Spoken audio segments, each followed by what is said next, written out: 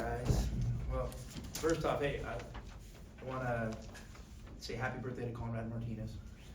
I should have got him in that game. I didn't. We had a lot going on there at the end, and just wasn't communicated to me that I was just trying to get through the game, and it's his birthday today, and he's awesome. I watched him work out today, and he played his ass off. So he's really coming along, and he deserved that opportunity. And I'm disappointed in myself that I wasn't able to give him a reward. But he's a tough kid, and he's got real minutes coming in the future. So I can't wait for him to get out there for us.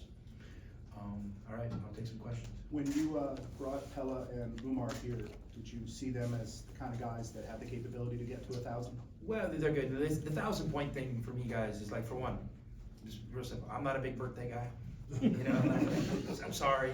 I mean, it's the other day, and I'm not a big milestone guy with basketball. Like I just don't think you play for those things, and I'm really proud of those guys for getting it. But listen, they both, whether they have 999 points or 1,001, are really good players, and they're great guys. And I love having them here.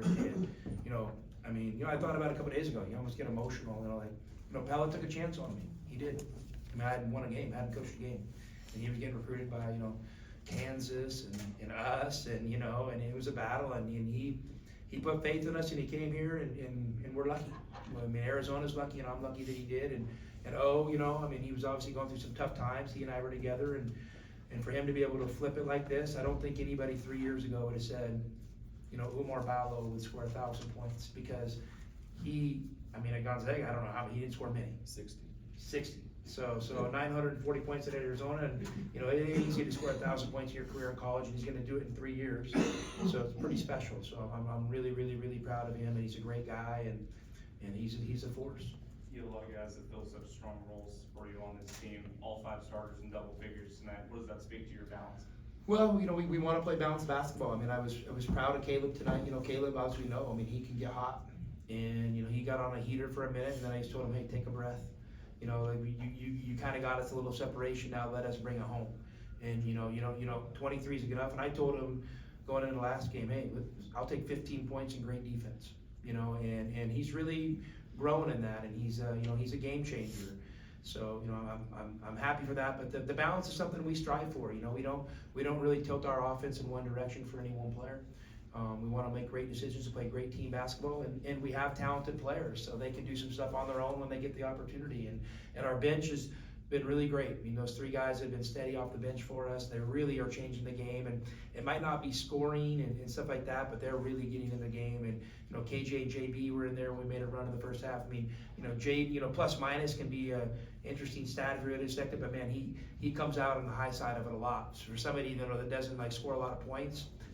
So it's something we gotta really drill down on, and I feel really comfortable with him out on the floor, and Krivas is coming on. Obviously had a great game last game, and today he didn't play as good, but I think when he goes back and watches the film, he's gonna see he didn't double down on some of the habits we worked on and tried to establish last game, and he got a little sloppy with some of his post-ups today, so there's room to grow. Kishad had 10 points pretty quickly. Did you notice him just looking extra aggressive? Which is so cool for Key. Key was a guy, who came here, and we were told, great kid, plays hard, winner, ultimate team guy, which he is, all those things, but maybe a little bit limited offensively. And for him to score 20 points quietly is pretty special. And he hits a couple threes early in the game, and gets a couple baskets, and I just still see room to grow in there. I think he and I are going to talk. We talked during the game and after. Just on some ideas we can continue to help him get better and find more opportunities. But he's a really good basketball player. To score 20 in a Pac-12, a meaningful Pac-12 game, it shows how far he's come. Can you talk about the defense in the second half? They shot 38%. So yeah, they're something to guard. They're smart, they're calculated. They have some matchups that make you make decisions. 55. He is a heck of a player, and he puts you in situations where you you can really guard him well, and he still makes it. Which can be tough. And I thought our guys did a good job kind of handling that, and then we kind of got a little bit of a lead on them, made a little run, and then they kind of maybe tilted their offense to kind of go more perimeter and kind of, you know, there's a lot more pitch and catch stuff we would call, and I thought our guys did a good job adjusting. They even played, you know, Carlson at the 5, you know, which, you know, we had O out there, so we had to kind of, we lived with a couple of 3s at first, and then we switched to a switching defense, and that was able to kind of get us over the top. These past 2 games, I think 120 points allowed after 100 in the previous. Is this more what you're expecting compared?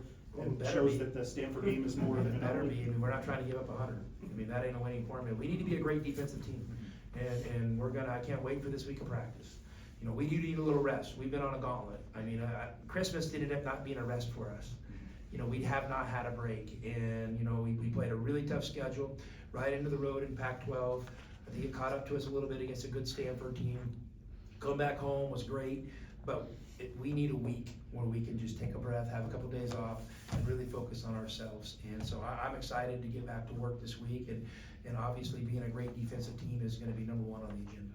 Carlson had 7 points on 3 of 10 shooting. How did you kind of contain him? Well, you know, I mean, we tried some different coverages on him, and, you know, tried some different coverages, and, you know, maybe switched a few things normally we wouldn't, and we just wanted to see how they would react to it, and maybe take away some of his easy stuff, you know, like some of those pick and pops, you know, and he's a good player, you know, and you know, I just know this, that I have a feeling those 3s are gonna go in when we play at Utah. So, you know, we gotta stay locked in on him, and he presents a lot of challenges because he scores inside, he scores outside, and you know, he forces you to kind of dig deep into your defensive arsenal and make some decisions. Kylan had 6 assists. He had another highlight pass for an assist tonight. How do you assess his progression as a facilitator of the offense? He's getting there. You know, I mean, he had the one at the end over the top to O, and I didn't realize he was trying to get O his 1,000th point. I didn't like it because, you know, we were, you know, 5-some minutes to go. Let's run a little clock, you know, unless we have something easy. But he's coming along. He's coming along, and, you know, I think, you know, he hit the roll on a tough one today, and when they kind of out of a timeout, they really kind of like, you know, hedged or trapped the ball screen, and he dealt with that, a surprise attack a little bit, and dealt with it. So he's coming along, but you know, there's room to grow there for him as well. But I definitely think he's getting the repetition that he needs, and he's right there. What did you think about that passing through the other night with Capella across? I mean, it's crazy. I mean, thank Are God he you in completed favor? it. Yeah, we've never worked on a double left-handed bounce pass from 70 feet. We never will. Anything else? Well, I mean, generally you're approaching the mid-season of the middle of the regular season anyway. You know, what do you think in general about where you guys are at this point? And Well, I love this team. I love where we're at, but you know, like anybody else, we're scratching and clawing to have a great season. You know, we gotta stay on point. We gotta keep our guard up. We gotta keep a chip on our shoulder, and you know, we gotta keep fighting for success. And so I like where we're at, you know, and I'm excited to see where we go.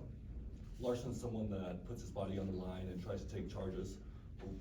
He's been kind of getting more blocks called on him lately. Well, this is the rule change. That's not him. I mean, last year those were all charges, but the rules changed, which is fine. I have no problem with the change of rule they made on the charge. So it's just a little harder to draw charges now than it used to be, especially if you're a secondary defender, which he was really good at. What do you think he can do to change Well, it? he's already adjusted. You know, he fouled out of the Michigan State game because I think he tried taking 3 charges, you know, and I just told him, you're too smart, you're too good a player, you gotta adjust. So whether you vertical contest or you avoid the charge block situation, you gotta do it. I mean, you can take charges on the ball as a primary defender, you still kind of the same, but the secondary defender, it's really hard when you're rotating over. So you just probably gotta, you know, figure out an alternative instead of taking the hit and put it in the ref's hands.